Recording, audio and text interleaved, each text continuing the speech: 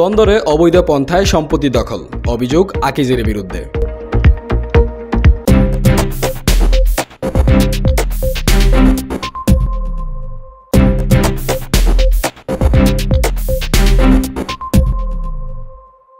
নারায়ণগঞ্জ বন্দরে নাসিক ২৩ নং ওয়ার্ডের বাগবাড়ি বাসস্ট্যান্ড সাকিনস্থ আকিজ বাস স্ট্যান্ডের আকিজ অ্যাগ্রোফিট লিমিটেডের অ্যাডভাইজার সাকিব আহমেদের বিরুদ্ধে রাকিব হোসেনের পৈতৃক সম্পত্তি দখলের অভিযোগ উঠেছে। জানা গেছে, আওয়ামী লীগ সরকারের সহযোগিতায় অন্যায়ভাবে দীর্ঘ ১৫ বছর যাবৎ আকিজ অ্যাগ্রোফিট লিমিটেডের অ্যাডভাইজার সাকিব আহমেদ ২৪% জমি জোরপূর্বক দখল করে আকিজ গ্রুপের ট্রাক স্ট্যান্ড করে। এ বিষয়ে ভুক্তভোগী মোহাম্মদ রাকিব হোসেন নির্মাণ কাজে বাধা দিতে গেলে সাকিব আহমেদ এবং অজ্ঞাত কিছু লোক অকথ্য ভাষায় গালিগালাজ করে। এই বিষয়ে ভুক্তভোগী মোহাম্মদ রাকিব হোসেন বলেন, আমি ফয়সাল আহমেদ রকি। আমি ২৩ নং ওয়ার্ডের বাসিন্দা। আমি আমার ওয়ারি সূত্রে এই জমির মালিক। আমরা এই ওয়ারি সূত্রে আপনার দাগ হইলো CS 234 RS 924, এই দাগ সম্পত্তির মালিক এককভাবে আমরা মোহাম্মদ আলী মরণগঞ্জ। আমি মোহাম্মদ আলী মরণগঞ্জের ছেলে। তো এই সম্পত্তি আমাদের, এটা আমাদের ওয়ারি সূত্রে মালিক। এটার ভিতরে আমরা শত শত বছর আগের থেকে ধান বুনতাম, ফসল ফলাইতাম। তো স্বৈরাচারী আমলুক সরকারের আমলে আমাদের এই জায়গা আমগতে জবরদখল করে নিয়ে ছিনাই নিয়ে যায়। তো এতদিন আমলিক সরকারের আমলে আমাকে এই আমলুকের নেতা কর্মী আর আকিজ কোম্পানির যারা অ্যাডভাইজার আছে এই জমি সংক্রান্ত বিষয়ে তারা সবাই মিলে এরকম করছে।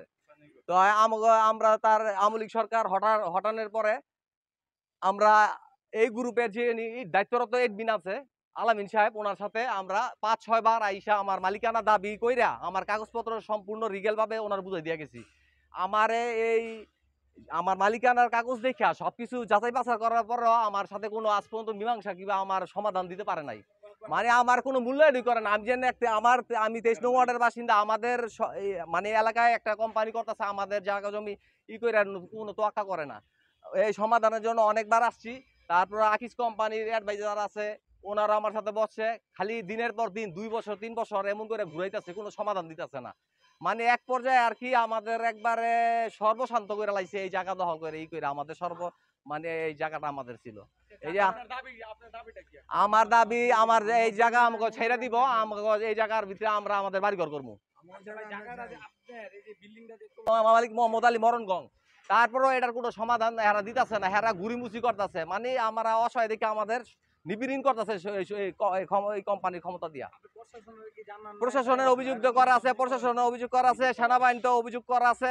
বলছে যে আপনি যে টাইমে সাহায্য সহযোগিতা লাগবে আমাদের স্মরণ করবেন, আমরা আসবো।